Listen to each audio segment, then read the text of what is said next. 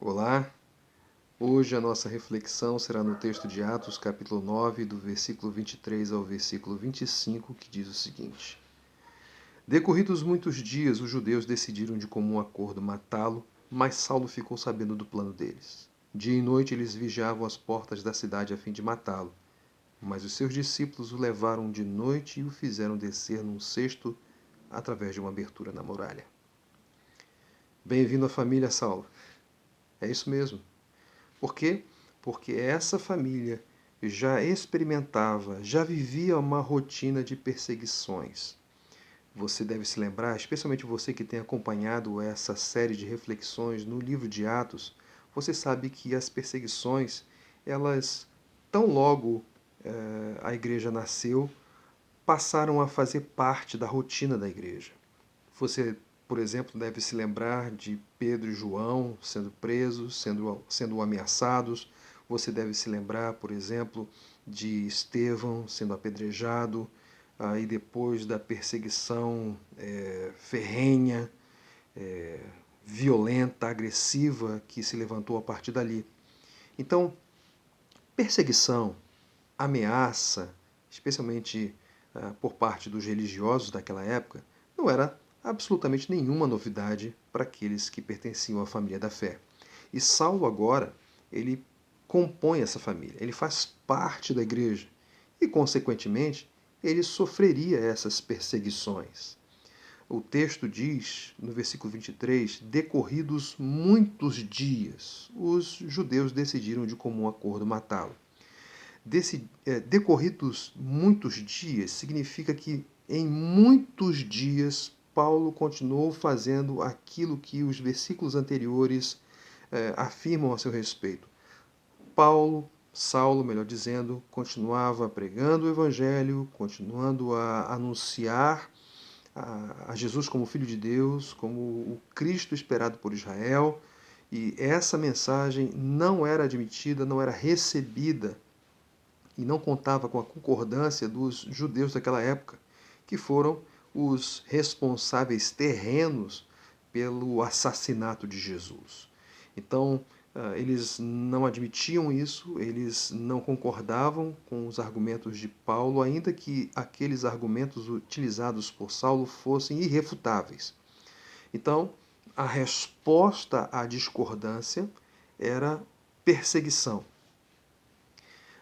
Agora vejam, Saulo, durante muitos dias, continuava pregando o Evangelho.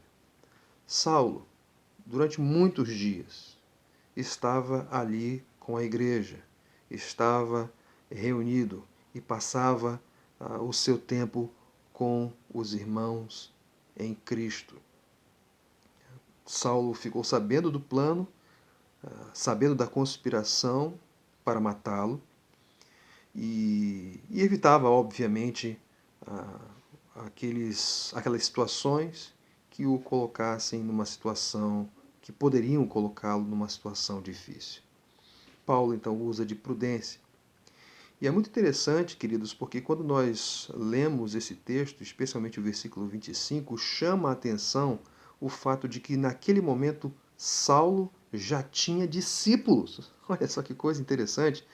Versículo 25 diz: Mas os seus discípulos, discípulos de quem? Os discípulos de Saulo o levaram de noite e o fizeram descer num cesto através de uma abertura na muralha. É talvez aqui um dos primeiros casos de rapel nas Escrituras. Saulo, um montanista ou um muralista, né? Ajudado por aqueles que ele discipulava. Vejam o resultado, vejam os efeitos do investimento de Paulo na vida de outras pessoas. Ele recebeu o Evangelho de Cristo Jesus, mas ele não guardou, ele não reteve esse Evangelho, mas ele compartilhou com outras pessoas e foi um instrumento do Senhor para acompanhá-las no seu crescimento. E a comunhão entre eles foi fundamental, foi um instrumento utilizado pelo Senhor para que Saulo não fosse atingido, não fosse alcançado por aquelas ameaças, por aquele plano que foi articulado pelos judeus.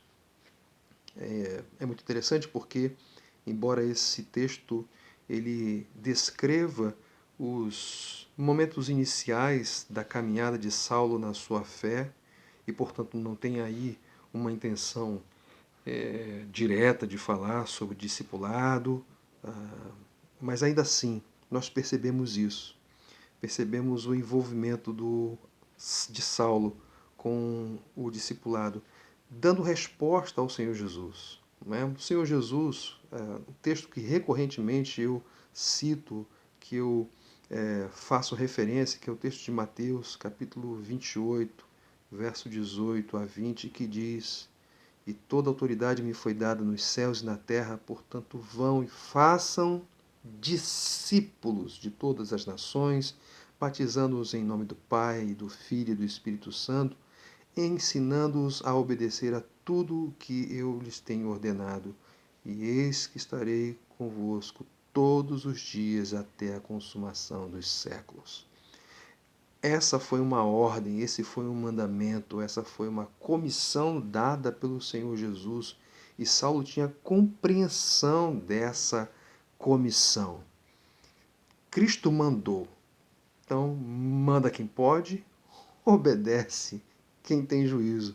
Na verdade, obedece quem tem o Espírito Santo. E Saulo era cheio do Espírito Santo, então ele correspondia positivamente aos ensinamentos do Senhor Jesus. Saulo fazia discípulos e a comunhão com esses discípulos fica evidente nesse texto aqui. O crente no Senhor Jesus é alguém que é marcado por sabedoria, que é marcado por prudência, que não se envolve em situações ameaçadoras, inconvenientes, desnecessariamente. Essa também é uma das marcas, é uma das evidências do Espírito Santo. Um dos frutos do Espírito é domínio próprio. E Saulo, ele demonstra isso nessa passagem. E nós, como crentes no Senhor Jesus, que temos o Espírito Santo em nós, também temos esse recurso do Espírito para que as nossas decisões em relação às questões da nossa vida sejam marcadas por sabedoria, marcadas por domínio próprio, marcadas por benignidade, marcadas pela bondade, marcadas pelo amor de Cristo em nós. Um amor que nos conduz ao outro e que nos dá a disposição de fazer aquilo que o Senhor Jesus nos ordenou, que é fazermos discípulos de todas as nações. Não coloque o discipulado em segundo plano. Não deixe o discipulado para depois. O Saulo, ele não tinha muito tempo na fé, mas já estava envolvido com esse negócio, porque entendia que isso fazia parte do plano do Senhor para aqueles que foram chamados por Cristo. Você foi chamado por Cristo, então você também foi chamado para esse plano de envolvimento no discipulado, num plano de investimento na vida de outras pessoas, para que elas cresçam na fé, para que elas sejam mais parecidas com Jesus, para que com elas você desenvolva uma comunhão profunda, uma comunhão tal em que essa troca, esse colocar à disposição os dons recebidos pelo Senhor promove crescimento mútuo, de forma que a igreja cresce, a igreja se edifica e se fortalece para a glória do Senhor e para a proclamação do nome de Jesus entre as nações. Para essa família você é chamado. E vindo para ela, virão as perseguições. O Senhor disse ali, nesse mesmo capítulo, no versículo 16, que ele mostraria para Saulo quanto ele deveria sofrer em seu nome. O sofrimento faz parte, mas ainda que esse sofrimento componha a nossa rotina, a nossa existência, nós seremos mais encorajados se nós enfrentarmos essas adversidades, esses sofrimentos que virão em função da nossa fé, se estivermos juntos com aqueles que professam o mesmo nome, a mesma fé, a igreja. Que seja assim. e seja bem-vindo para o clube, ou melhor, para a igreja.